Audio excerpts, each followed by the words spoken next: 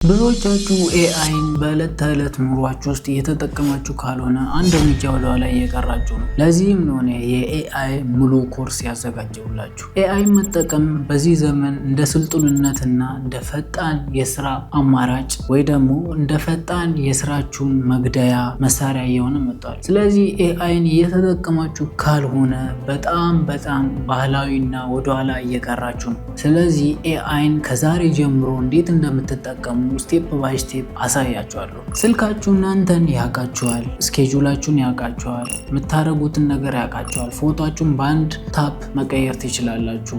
ይህንን የምነግራችሁ የሳይንስ ፊክሽን ወይ ደግሞ ከዚህም በፊት እየተደረገውን ወይ ደግሞ ከዚህም በፊት የተካሄደው እዚህ ምድር ላይ ያለ ነገር ነው። ሁላችሁ ኤአይን በትክክለኛ መንገድ እየተጠቀማችሁ አይደለም። ለዚህ ነው ስለ ኤአይ ቤዚክ ስኪል የሚያስፈልጋችሁ። ዛሬ እንግዲህ ስለ ኤአይ ሙሉ ኮርስ ነው ሼር ማረጋችሁ። ቀጥታ ወደ ኮርሱ እንግባ።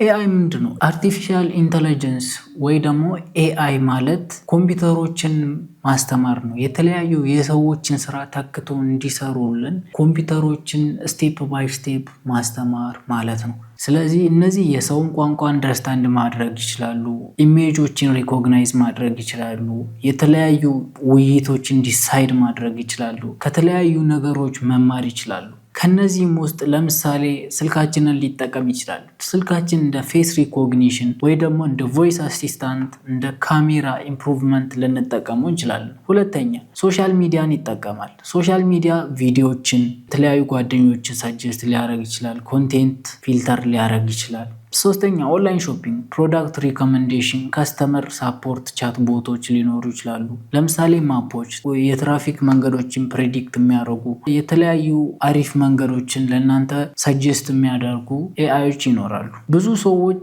ኤአይን እየተጠቀሙ ነው፣ ነገር ግን ብዙ ሰዎች ሪያላይዝ እያደረጉ አይደለም። እንዴት ነው ኤአይ የሚሰራው? ብዙ ሰው ኤአይ የሆነ ኮምፕሌክስ የሆነ ነገር ነው የሚመስላችሁ። የሆነ ዳታ አለ፣ ኢንተርኔት ላይ ሊሆን ይችላል፣ በሃርድ ኮፒ ሊሆን ይችላል፣ ብራውዘር ላይ ዌብሳይት ላይ ሊሆን ይችላል። እነዛን ትሬን ይደረጋሉ። ከዛ ኤአይ እየተማረ ይመጣል። ከተማረ በኋላ አውትፑቱ ደግሞ ለእናንተ ይመጣል። በሰው ቋንቋ ምንድን ነው የሚማረው? በሰው ቋንቋ፣ በሰው መግባቢያ። ለምሳሌ ስልካችሁ ከሆነ ፊታችሁ ሪኮግናይዝ ማድረግ መቻሉ፣ የተለያዩ ምሳሌዎችን ልንጠቀም እንችላለን። ኤአይ ራው የሆነን ዳታ ለሰው በሚገባ ቋንቋ እንደማስረዳት ማለት ነው። እሺ፣ 3 አይነት ኤአይ አይነቶች አሉ። አንደኛ ናሮ ኤአይ ይባላል። እነዚህ ከዚህም በፊት ማለት ትንሽ ቆየት ያሉ ኤአይ ናቸው። ለምሳሌ እንደነ ጉግል ትራንስሌት፣ እንደነ ፌስ ሪኮግኒሽን፣ ይሄ ፌሳችን ስካን አድርጎ ፓተርናችንን የሚከፍትልን። ለምሳሌ የአይፎን ስልክ ፌስ ሪኮግኒሽን ከዚህ ውስጥ ሊመደብ ይችላል። እንደነ ሲስተም፣ ለምሳሌ የሲስተም ማኔጅመንት ሲስተሞች፣ የትላልቅ ሲስተም ማኔጅመንቶች እዚህ ውስጥ ሊካተቱ ይችላሉ። ጉግል ትራንስሌት፣ እነዚህም እዚህ ውስጥ ሊካተቱ ይችላሉ። ሁለተኛ ደግሞ ጄነሬቲቭ ኤአይ ይባላል። እነዚህ አዲስ ኮንቴንት ክሬት ማድረግ ይችላሉ። ለሰው በሚገባ ቋንቋ ክሬት ማድረግ ይችላሉ። ቴክስቶችን ሊሆን ይችላል፣ ኢሜጆችን ሊሆን ይችላል፣ ቪዲዮችን ሊሆን ይችላል፣ ሚውዚኮችን ሊሆን ይችላሉ፣ ኮዲንግ ሊሆን ይችላል። ለምሳሌ እንደነ ሱኖ ኤአይ ሙዚቃ የሚሰራለን፣ እንደ ክሊንግ ኤአይ ቪዲዮ የሚሰራለን፣ እንደነ ቻትጂፒቲ ቴክስት የሚጽፍልን፣ እንደነ ጀሚናይ ፎቶ የሚሰራልን አይነት ኤአይ ጀነሬቲቭ ኤአይ ውስጥ ይመደባሉ። የመጨረሻኛው ደግሞ ኤጂአይ ይባላል። ይሄኛው አርቲፊሻል ጀነራል ኢንተለጀንስ ይባላል። ይሄም ልክ እንደ ሰው አክት ማድረግ ይችላል። ለምሳሌ ከስህተቱ መማር ይችላል። ከራሱን እያስተማረ ራሱን አፕግሬድ ማድረግ ይችላል። ይሄኛው አሁን ላይ አልተጀመረም፣ ነገር ግን ወደ ስራ እየገባ ነው። ብዙ ሙከራዎችን እየተደረገ አይ ቲንክ የላብራቶሪ ሙከራ ውስጥ ነው ያለ ኤጂአይ የሚባል እንደነዚህ ትላልቅ ታስኮችን ራሱን በማስተማር ራሱን በማሰልጠን እንደየአካባቢው እንደየስራው ራሱን አሰልጥኖ ለዛ ነገር ብቁ እስኪሆን ድረስ ራሱን እያስተማረ ራሱን እያስተካከለ ልክ እንደ ሰው አክት አድርጎ መቀጠል የሚችል አይነት የኤአይ ፊቸር ነው። ለተማሪዎች የሚሆን ኤአይ ምንድን ነው?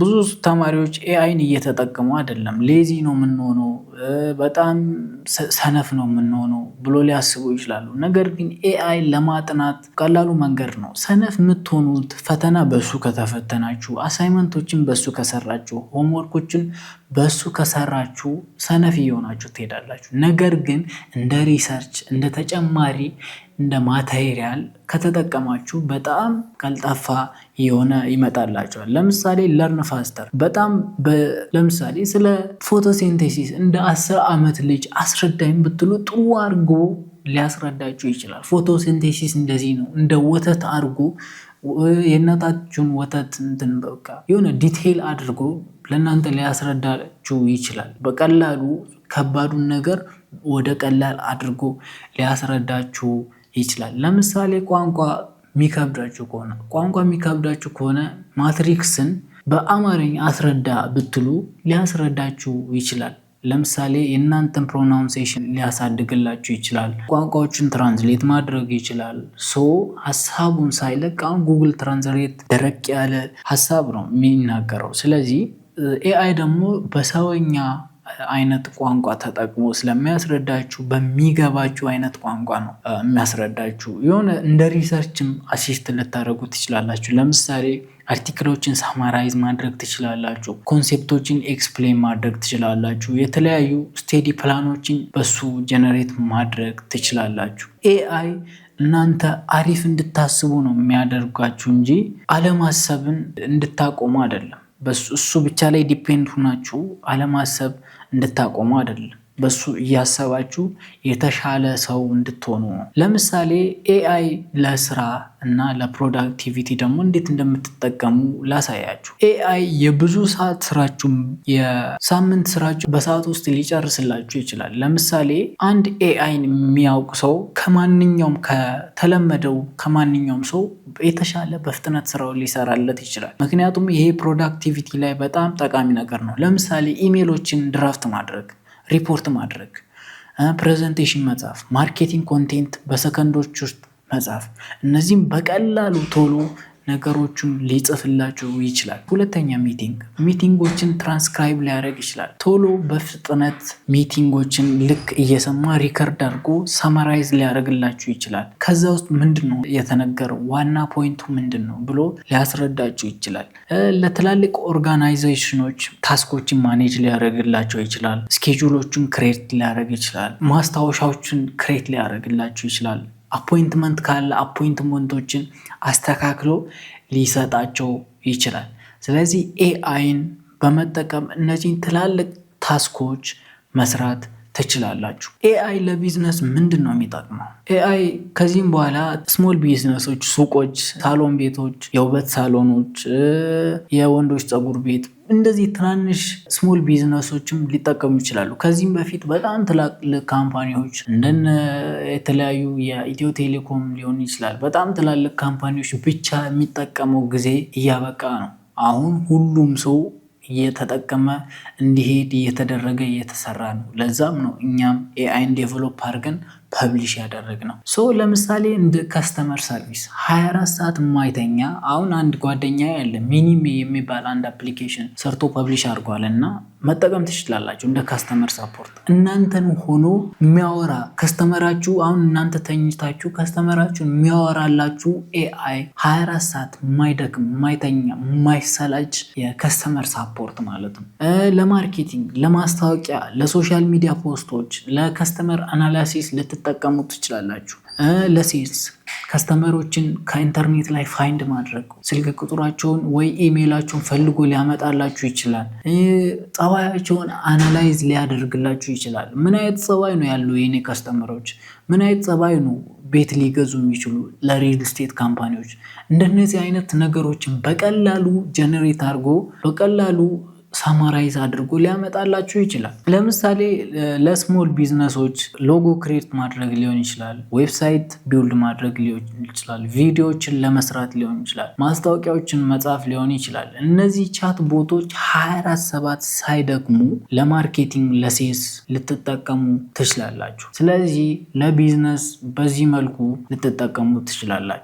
ብዙዎቻችሁ ማወቅ ያለባችሁ ቱሎች ለቴክስት ቻት ጂፒቲ፣ ጄሚናይ፣ ክላውድ እነዚህ ለጽሁፍ ሊሆን ይችላሉ፣ ለመማር ሊሆን ይችላሉ፣ ለሪሰርች ሊሆን ይችላል፣ የሆነ አይዲያ ለማፍለቅ ሊሆን ይችላል። እነዚህን ለቴክስት እነዚህን ኤአይ ተጠቀሙ። ለኢሜጅ ደግሞ ሚድ ጀርኒ አለ፣ አዶቤ ፋየርፍላይ አለ፣ ጄሚናይም እንደምታውቁት ኢሜጅ ላይ አሪፍ እየሆነ ነው። ናኖ ባናና ፕሮ አለ። እነዚህን ተጠቅማችሁ ለዲዛይን፣ ለማርኬቲንግ ኢሜጆች፣ ለተለያዩ የክሬቲቭ ስራዎች እነዚህን ኤአይ ተጠቅማችሁ መስራት ትችላላችሁ።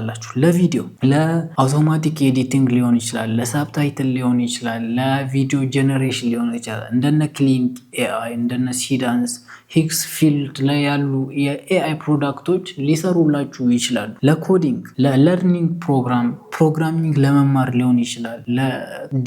ለኮድ ዲበጊንግ የሆነ ኢረር አጋጥማችሁ ያንን ፊክስ ለማድረግ አፕሊኬሽኖችን ከስክራች ቢውልድ ለማድረግ እንደነ ጄኤልኤም 5.2 እንደነ ክላውድ ኤአይ ክላውድ ኮድን መጠቀም ትችላላችሁ። እንደነዚህ አይነት ኤአይዎችን በመጠቀም ሰዓታችሁና ጊዜያችሁን ማቅለል ትችላላችሁ።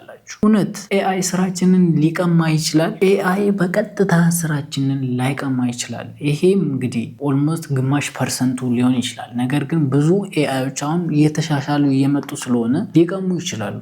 ነገር ግን 100% ሳይሆኑ ኤአይን የሚጠቀም ሰው ስራችንን ሊቀማ ይችላል። እንዴት ነው እንደዛ ያለው? ለምሳሌ አሁን ቀላል የሆኑ ዳታ ኢንትሪ ስራዎች፣ ቤዚክ የሆኑ ከስተመር ሳፖርት፣ የተለያዩ ተደጋጋሚ ስራዎች፣ ሩል ያላቸው ስራዎች ሊሆኑ ይችላሉ። ሩል ቤዝድ እንደዛ ማለት መመሪያን ተከትሎ የሚሰሩ አይነት ስራዎች ኤአይ ሊቀማቸው ይችላል። ነገር ግን ኤአይ የማይቀማቸው ስራዎች አሁን ለምሳሌ እንደ ሊደርሺፕ እና ክሬቲቪቲ ያሉ ስራዎችን ሜቢ ላይቀማ ይችላል። እንደነ ኮሚኒኬሽን እና ኤምፓቲ ላይ አሁን ኤአይ ከውይይት ላይ መግባባት ከሰው ጋር የመግባባት አቅም ላይኖረው ይችላል። ስለዚህ እንደነዚህ አይነት ስራዎች ኢሞሽናል ኢንተለጀንስ የሚጠይቁ አይነት ስራዎች፣ ኮምፕሌክስ እና በጣም ዲሲሽን የሚጠይቁ አይነት ስራዎችን ላይቀማ ይችላል። ኤአይ ያው ብዙ ታስኮችን ሪፕሌስ ሊያደርግ ይችላል። ነገር ግን በዛው በኩል አዳዲስ ኦፖርቹኒቲዎችም ደግሞ ሊመጡ ይችላሉ። ባለፈው ፎርብስ እንደዘገበ ወደ 50,000 የሚሆኑ የስራ አይነቶች በኤአይ ብቻ ሊመጡ ይችላሉ፣ ወደ ገበያ ሊቀላቅሉ ይችላሉ ብሎ ተንብዮ ነበረ። ኤአይን ዛሬውኑ ወደ መጠቀም ልትገቡ ትችላላችሁ። ኤአይን መጠቀም እንግዲህ ከዚህም በኋላ ግዴታችሁ ሊሆን ይችላል። ኤአይ ምንድነው ሊያደርገው የሚችለው? ምንድነው ማድረግ የማይችለው? እነዚህን ለይታችሁ በማወቅ ኤአይን በትክክለኛ መጠቀም ትችላላችሁ። ምን አይነት ቱል ነው ለኤአይ ፕራክቲስ ለማድረግ፣ ፕሮምፕቶችን ለመጻፍ፣ ኮንቴንት በመጻፍ ሶልቪንግ ፕሮብለም፣ ለነዚህ ልትጠቀሙ ትችላላችሁ። ምን አይነት ኤአይ ነው መጠቀም ያለብን የሚሉ በዝርዝር ደግሞ ኮሜንት ቦክስ ላይ ወይ ደግሞ ዲስክሪፕሽን ላይ ስለማስቀምጥላችሁ ልትጠቀሙ ትችላላችሁ። እንደነዚህ አይነት ቪዲዮዎች እንዲደርሳችሁ ሰብስክራይብ በማድረግ ቤተሰብ ይሁኑ። ቴንኪው። ለዛሬ የነበረን ጊዜ ይሄን ይመስላል። አመሰግናለሁ።